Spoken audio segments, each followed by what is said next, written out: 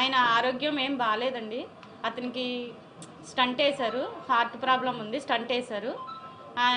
అతనికి అసలు 8 గంటలు రెస్ట్ ఉండాలి. అలాంటిది అతన్ని స్టేషన్ రాజమండ్రి జైల్లోంచి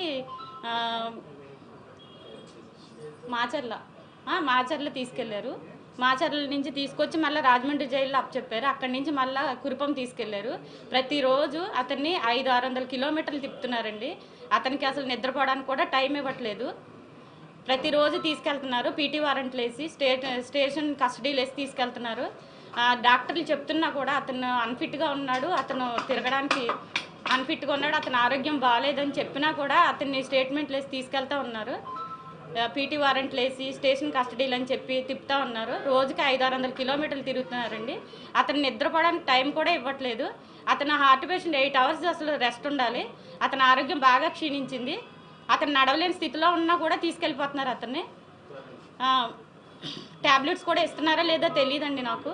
అతను వెళ్తుంటే, మేము జైలుకి వెళ్తుంటే ఎంట్రీ పెట్టుకుంటుంటే అసలు ఎంట్రీ అతను లేడనే చెప్తున్నారు. మాకు ఎంట్రీ క్యాన్సిల్ అయిపోతుంది. పీటీ వారెంట్లు వేసి తీసుకెళ్ళిపోయారమ్మంటున్నారు. ఏ స్టేషన్ అంటే చెప్పట్లేదు, ఎక్కడికి తీసుకెళ్లారంటే చెప్పట్లేదు. చాలా ఇబ్బంది పెడుతున్నారండి నన్ను, నా పిల్లల్ని, నా కుటుంబాన్ని అంతా చాలా ఇబ్బంది పెడుతున్నారు. అతను ఎక్కడ ఉంటున్నాడో తెలియట్లేదు, ఏం చేస్తున్నారో తెలియట్లేదు. ప్రతిరోజు ఇలా తిప్పుతున్నారు. అతని ఆరోగ్యం క్షీణించి అతనికి ఏదైనా అంటే ఎవరిదండి రెస్పాన్సిబిలిటీ? నాకు డాక్టర్ రిపోర్టు అన్ని రిపోర్ట్స్ ఉన్నాయండి. నేను మళ్ళీ సబ్మిట్ చేస్తాను, మీ అందరికీ చూపిస్తాను. ఇప్పుడైతే నేను తీసుకురాలేదు.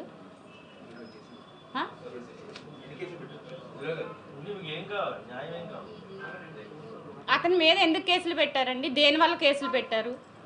అవన్నీ చూపించండి నాకు. అతను సోషల్ మీడియా అంటే పోస్టులు పెడతారండి. మార్పింగ్ ఏమైనా చేశారా? అతను ఏమైనా అసభ్యకంగా రాశాడు, అసభ్యకరంగా అశ్లీలంగా ఏమన్నా ఉన్నాయా పోస్టుల్లో? ఒకసారి చూపియండి. ఎందుకు పెడుతున్నారు ఇన్ని సెక్షన్లు ఎందుకు పెడుతున్నారు అతని మీద?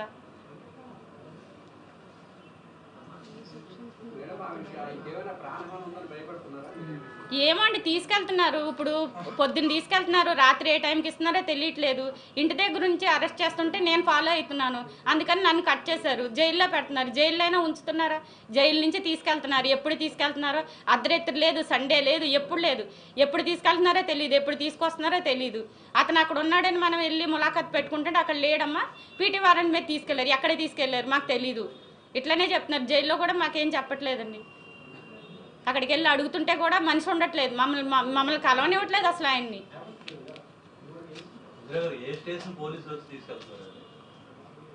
ఏ స్టేషన్ అని లేదండి. ఇప్పుడు అక్కడ అసలు కొత్త కేసులు అన్నీ దేని మీద పెడుతున్నారో తెలియట్లేదు, ఎవరు పెడుతున్నారో తెలియట్లేదు, ఏ కేసో తెలియట్లేదు, కేసు నెంబర్ తెలియట్లేదు. లాయర్లు వెళ్ళి అడిగినా, మేము వెళ్ళి అడిగినా అంతా మేము ఇవ్వము, సీక్రెట్, మమ్మల్ని ఇబ్బంది పెట్టద్దు. పోలీసుల నుంచి ఇదే సమాధానం. మొత్తం పోలీస్ వ్యవస్థ అంతా ఈ వైసీపీ సోషల్ మీడియా కార్యకర్తల కోసమే పనిచేస్తున్నారు వీళ్ళు.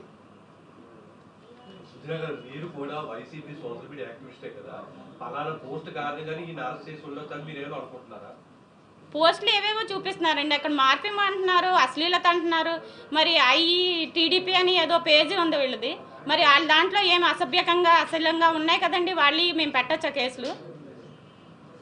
గత ప్రభుత్వం హయాంలో సోషల్ మీడియా యాక్టివిస్ట్ మీద కేసులు పెట్టారు. అందుకే కూటమి ప్రభుత్వం ప్రతీకార చర్యలు పాల్పడుతుంది అనుకుంటున్నారా?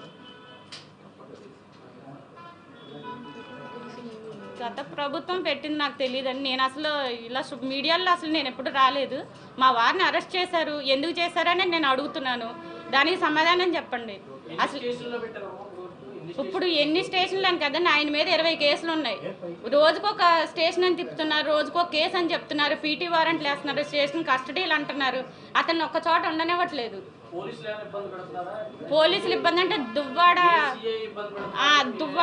దువ్వాడ సీఎం మల్లేశ్వరరావు అండి. అతను చాలా మిస్బిహేవ్ చేశాడు, చాలా ఇదిగా చేశాడు.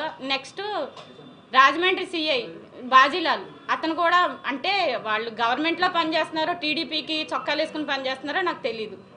వాళ్ళు మొత్తానికి టీడీపీ వాళ్ళు ఏదైతే చెప్తున్నారో అదే చేస్తున్నారు. కొట్టడం అంటే ఆయనకి కాలు ఇన్ఫెక్షన్ అయిందండి, అతనికి రాడ్స్ వేసారు, యాక్సిడెంట్ అయింది.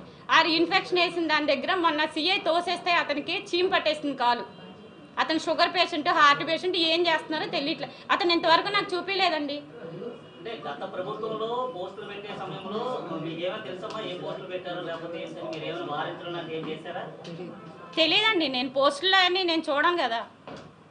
మేడం ఇప్పుడు వీటికి సంబంధించి మరి పోలీసు ఉన్నతాధికారులు ఏమన్నా ఈ విజయ విషయంపై మాట్లాడడం జరిగిందా? వాళ్ళు ఎలా రెస్పాండ్ అయ్యారు? ఇంతవరకు నేను ఎవరిని కలవలేదండి, మాట్లాడలేదు. పర్సనల్గా తీసుకుంటున్నారండి. రవికిరణ్ పోస్టులు ఏం పెడుతున్నాడు అంటే అతను సెటరికల్గా పెడతాడు, వాళ్ళకి కోపం వస్తుందేమో, ప్రశ్నించినందుకు కోపం వస్తుంది. అతను అడిగే ప్రశ్నలు వాళ్ళకి ఇబ్బందిగా ఉన్నాయేమో, అతను ప్రశ్నించకుండా అతను నోరు నొక్కేశారు. అంటే ఆయన గత ప్రభుత్వం ఉన్నప్పుడే పెట్టాడండి, అంత ముందు కూడా ఇలాంటి పోస్టులు ఏమైనా పెట్టారా?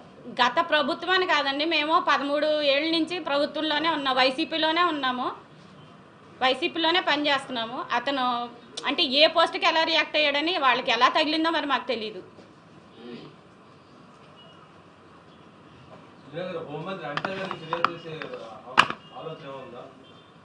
మీరు ఎప్పటి వరకు హోమ్ మినిస్టర్ ఏమైనా కలవడం జరిగిందమ్మా? హోమ్ మినిస్టర్ కానీ లేకపోతే డీజీపీని కానీ ఇక్కడ ఉన్నటువంటి సిపిని కానీ? ఎవరిని నేను కలవలేదండి, ఎవరిని కలవలేదు. ఇప్పుడు ఈయన్ని కలవనివ్వట్లేదు, నన్ను ఇబ్బంది పెడుతున్నారు. ఆ ఇంటి దగ్గరికి ఇతను అరెస్ట్లో ఉన్నా కూడా ఇంటికి వచ్చి మరి పీటీ వారెంట్లు అవి స్టేట్మెంట్లు అది అంటించేసి వెళ్తున్నారు. అది పులివెందుల నుంచి వచ్చి నేను ఇంట్లో లేనప్పుడు ఇంటి దగ్గర గొడవలు చేసి నేను ఉండే దగ్గర అంతా అలా గొడవలు చేస్తున్నారు. అతను రిమాండ్లో ఉన్నా తెలిసినా కూడా ఆ ఇంటికి వచ్చి గొడవ చేస్తున్నారు ఈ పోలీసులు.